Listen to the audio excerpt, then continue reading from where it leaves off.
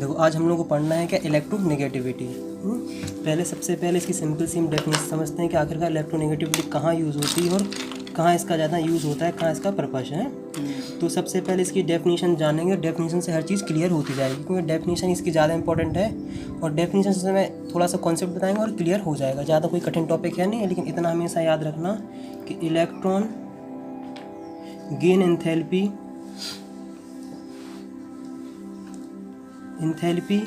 और इलेक्ट्रोनेगेटिविटी दोनों अलग अलग हैं। इन दोनों को कई लोग एक साथ मान लेते हैं, लेकिन ये दोनों अलग अलग हैं। इलेक्ट्रॉन गेन एंथैल्पी अलग है और इलेक्ट्रोनेगेटिविटी अलग है। तो बस हमें वही चीज़ समझना है। हम सबसे पहले लिखते हैं कि इलेक्ट्रोनेगेटिविटी आखिरकार डेफिनेशन क्या है। देखो, it is a tendency of element to attract the electron toward itself। अब तुम कहोगे भैया यही तो सेम टू सेम लगभग डेफिनेशन हमें किसकी मिल रही थी, इलेक्ट्रॉन गेन एंथैल्पी की। अब तुमको इलेक्ट्रॉन गेन एंथैल्पी में कुछ ऐसा होता है कि कोई एटम या कोई एलिमेंट अपनी साइड इलेक्ट्रॉन को खींचता है, उसी को हम इलेक्ट्रॉन गेन एंथैल्पी कहते हैं। सेम टू सेम हो रही किसकी, ये भी इलेक्ट्रोनेगेटिविटी की। इसमें डिफरेंस इतना है कि इलेक्ट्रोनेगेटिविटी हमेशा कोवैलेंट बॉन्ड, मतलब जब कोई चीज़ बॉन्डेड होती है ना तब आती है। अगर बॉन्ड नहीं है तो ये नहीं आएगी। मतलब समझते हैं, जैसे देखो टेंडेंसी ऑफ एन एटम। अब तुम्हारे साथ ये आएगा कि ये बॉन्डेड होता है। जैसे मान लो हमने क्या लिखा, हमने लिखा H2O। वैसे H में तो दोनों एक ही से हैं। तो जैसे मान लो इस सेंटर में, ये तो सिंपल सा ही है, जैसे HCl मानते हैं। H ऐसा और Cl ऐसा, बीच में बॉन्ड है और इन दोनों के बीच में मान लो इलेक्ट्रॉन है। अब इलेक्ट्रॉन जो पेयर है इसको कौन ज़्यादा अट्रैक्ट करेगा, जिसकी इलेक्ट्रोनेगेटिविटी ज़्यादा होगी वो अपनी साइड इलेक्ट्रॉन शिफ्ट कर लेगा। जैसे मान लो इसका पोजीशन क्या है, इसका पोजीशन है सेंटर में। क्या है पोजीशन है सेंटर में। अब जैसे अगर सेंटर में है तो इसके पास, दोनों के पास चार्ज बराबर है, क्योंकि दोनों लोगों ने अपना अपना एक एक इलेक्ट्रॉन दिया, तो दोनों के पास इक्विवेलेंट है, कोई चार्ज का डिफरेंस है ही नहीं है। लेकिन हम सब जानते हैं कि हाइड्रोजन की इलेक्ट्रोनेगेटिविटी कम होती है और क्लोरीन की होती है ज़्यादा। हम ये मानते हैं कि सेंटर ए रहा है और इलेक्ट्रॉन होंगे जो इलेक्ट्रॉन शिफ्ट हो जाएंगे इस साइड, क्योंकि क्लोरीन के पास टेंडेंसी ज़्यादा है इलेक्ट्रॉन को अपनी साइड अट्रैक्ट करने की। तो हम क्या समझेंगे कि जिसके पास इलेक्ट्रॉन आ जाएंगे, इलेक्ट्रॉन का चार्ज क्या होता है, नेगेटिव। तो इसके पास नेगेटिव डेल्टा, जितना मतलब डेल्टा मतलब छोटा सा चार्ज आ गया है, जितना इसके पास नेगेटिव आएगा उतना ही इसके पास पॉजिटिव आएगा। तो यही बताते हैं कि इलेक्ट्रोनेगेटिव मतलब कि बॉन्ड में से अपनी साइड कौन इलेक्ट्रॉन पेयर को अपनी साइड खींचता है, उसी को हम कहते हैं क्या, इलेक्ट्रोनेगेटिविटी। और वैसे इसका अगर पीरियोडिक ट्रेंड बताना चाहें तो पीरियोडिक ट्रेंड इतना सा है, पीरियोडिक ट्रेंड। इसमें कंफ्यूज नहीं होना। और पहली बात, इसकी तुम्हें कोई भी यूनिट देखने को नहीं मिलेगी। अगर तुम इसकी यूनिट सर्च करने जाओगे तो तुम्हें इसकी कोई भी तुम्हें यूनिट नहीं मिलेगी। नहीं, शायद है किलोजूल है शायद। किलोजूल पर मोल। हाँ, इसकी भी यूनिट है किलोजूल पर मोल।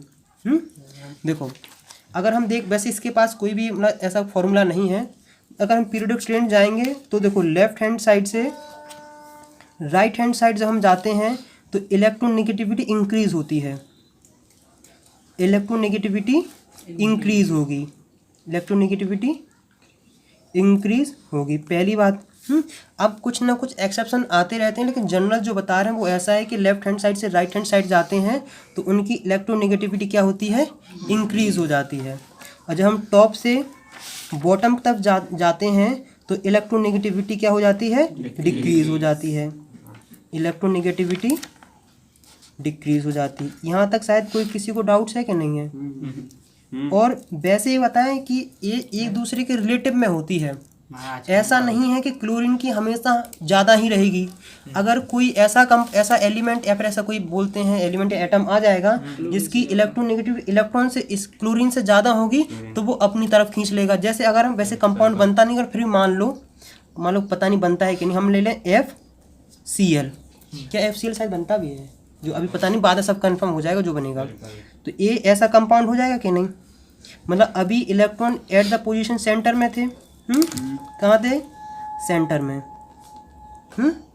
अब इलेक्ट्रोनेगेटिविटी फ्लोरीन की ज़्यादा है, क्लोरीन की कम है, तो एट लास्ट ये सिचुएशन ऐसी बन जाएगी कि मान लो ये सेंटर है, इलेक्ट्रॉन शिफ्ट हो जाएंगे यहाँ, क्योंकि इलेक्ट्रोनेगेटिविटी किसकी ज़्यादा है, sorry electronegativity top to down decrease होती है।